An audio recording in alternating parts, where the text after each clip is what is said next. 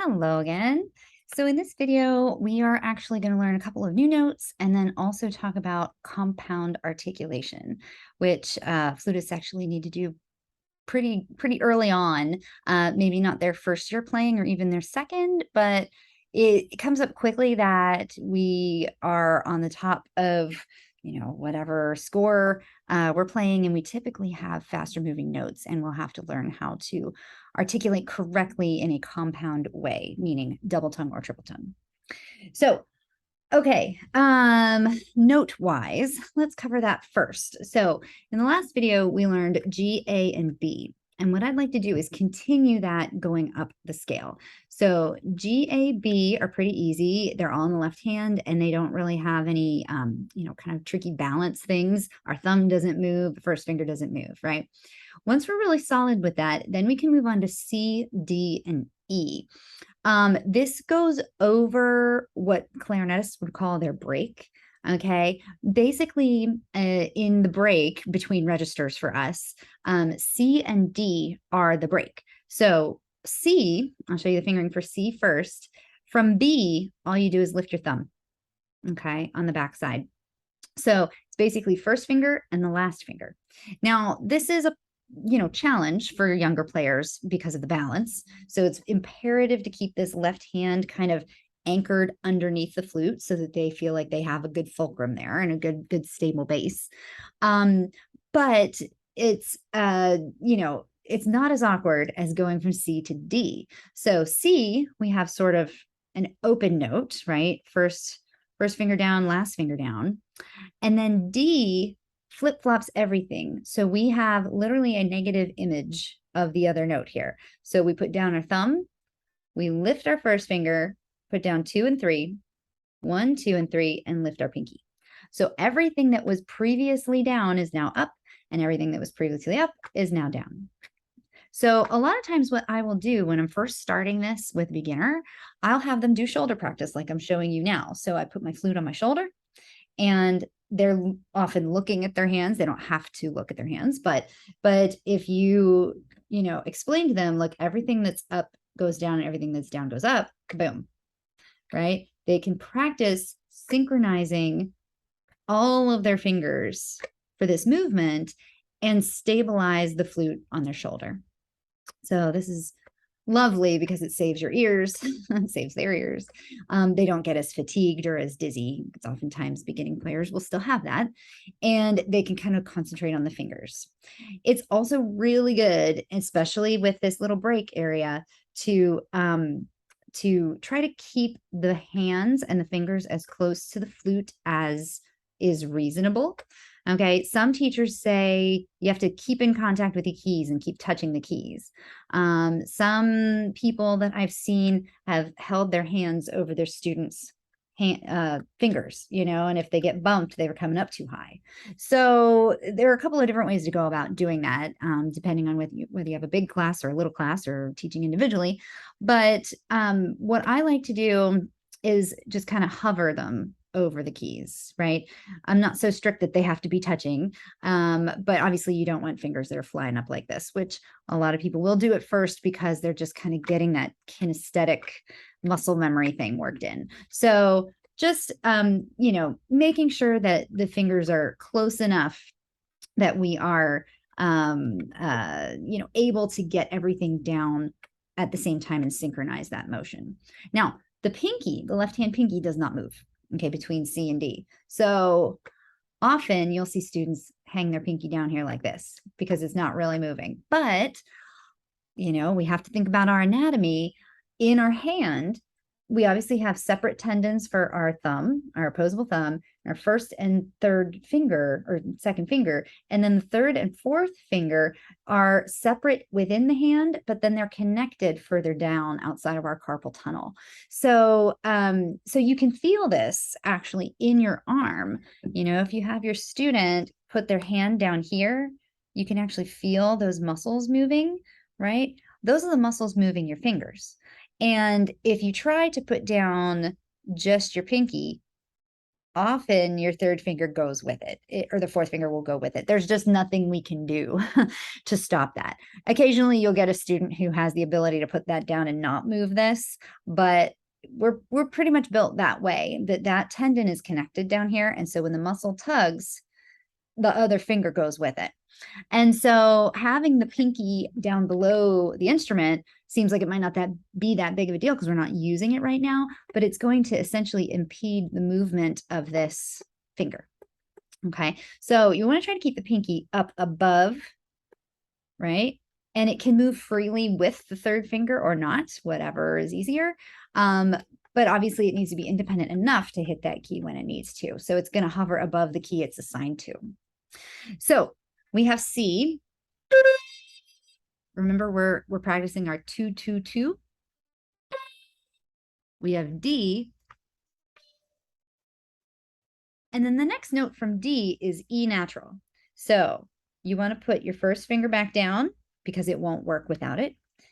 Pick up your ring finger and make sure your pinky is down. Now, the pinky isn't as big of a deal with E. There is a difference in timbre, but the note will speak with or without the pinky. So what you're really concentrating on is making sure you have your first finger down and then your fourth finger up.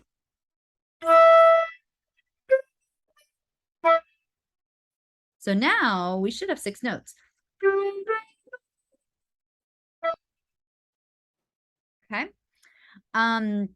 While we're here, I do want to talk about E flat. It doesn't come up until a little bit later, especially if you start with the G, A, and B methods. If you're in a band method that starts with an E or starts with a D, you'll probably learn E flat right away. And it's because it's related to D. So while we're looking at our D fingering, remember that's thumb, 2, 3, 1, 2, 3. Okay, so the ends are up. The only difference between D and E flat is this pinky. Okay, so D and E flat are very similar. And I think this would be a good time to go ahead and share my my fingering chart with you again. Okay, just to kind of show you a couple of things to watch out for, some troubleshooting when it comes to D and E. So in the last video, we talked about how the lower octave notes will often have upper octave, the same fingering for the upper octave, right? And then you can blow through the lower octave to get the upper octave. The D and the E that we're talking about, I should say D and E flat, that we're talking about are actually in this middle octave. So here's D, okay? And you notice you've got the first finger up, last finger up. And then here is E flat, right? Where you've got first finger up and then the pinky goes down. Okay, so very, very, very similar fingerings. They are in the same octave. If you look at the octaves below them, here's D, first finger's down. Here's E flat. There, the first finger's down also. So now we're starting to see a difference between the octaves, okay? The lower octaves for D and E flat have that first finger down. Now, you're going to see students playing the middle register D with the first finger down. And that's because that principle that we talked about before, where you're blowing through and getting the higher octave, will work with those lower fingerings. However, they don't sound quite right. So here's a low D with the first finger down. Right? And now I'm going to play a middle register D with the first finger up. So these are essentially the correct fingerings.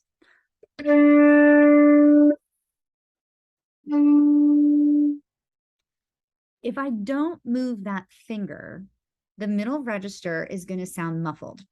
That's because we're technically playing a harmonic as opposed to venting the harmonic and clearing the bottom out to play the upper partial in a clearer tone. So here it is with the first finger down.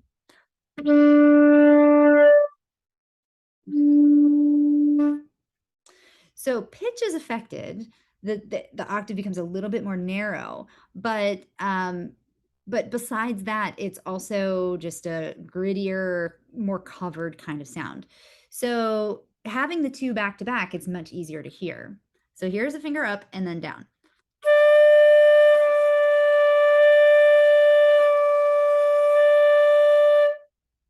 Okay, so That was me playing with the same airstream the whole time, and just moving that finger really creates quite a bit of color change. So it's something to keep in mind.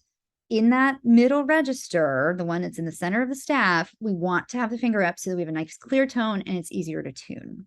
Okay. Bottom notes won't speak with the finger up, with that first finger up. So you have to put it down in the low register.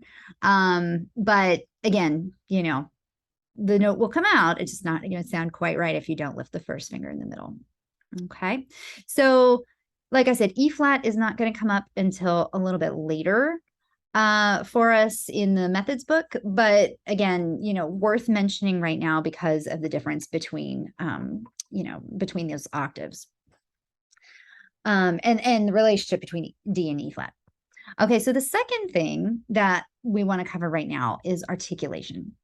And articulation, like we said, we talked about before, it's 2-2-2, but we're going to have to learn compound articulation. And so compound articulation is actually where the front of the tongue is saying two, and the back of the tongue or the middle of the tongue is saying ku. Okay, so two, ku, two, ku, two, ku, two, ku. And it's worth just speaking tuku, tuku, tuku a few times so that students understand the relationship and where the ku is going to fall in their mouth. Again, everybody's different. If you have a student with braces, especially braces with an expander in the center of their mouth, this is going to be incredibly difficult because when you have an expander, you can't say ku. You can't say K's or Q's, really. This happened to me growing up. And so as I was learning how to double tongue, I pretty much couldn't do the back end of the tongue. So I got really, really, really good at single tonguing until my braces came off, and then I could finally get a hold of the double tongue.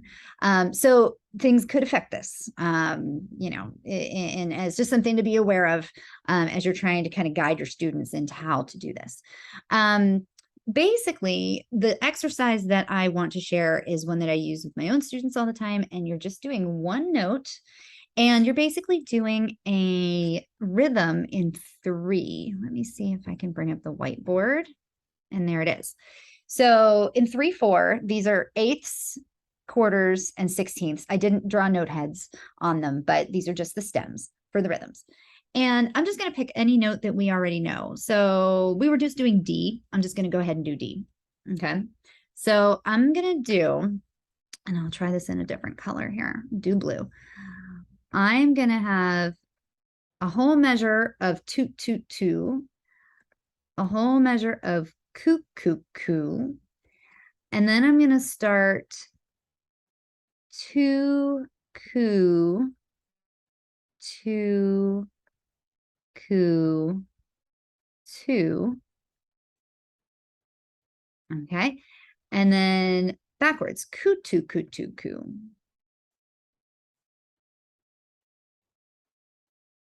Drawing with my mouse. There we go.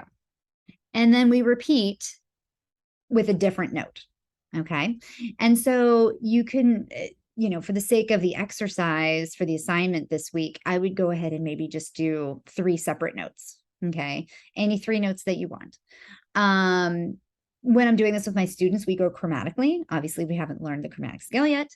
But in a band setting, chromatic scale gets, you know, some attention early on. You could obviously do this with chromatic scale. But it goes like this, and I'll just demonstrate on D and C. Well, actually, I'll do C, D, and E, those 3 that we did today. So I'll start with C.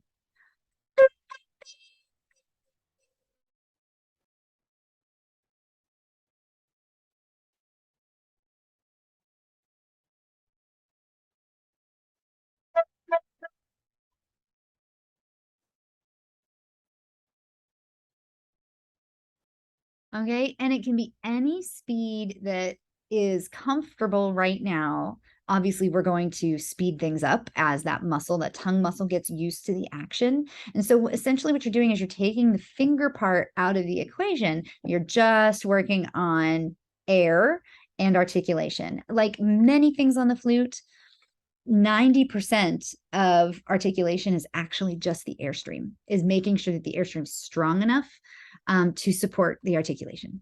And then the airstream, similarly for intonation and for harmonics and for all kinds of other things on the flute, it starts with the air. So without the air, we're not going to be able to support the tongue or fingering patterns or things like that. So it all starts with that, just making sure we got enough air going, and then the tongue in the right place, a tu and a ku, and then combining them together in this type of exercise.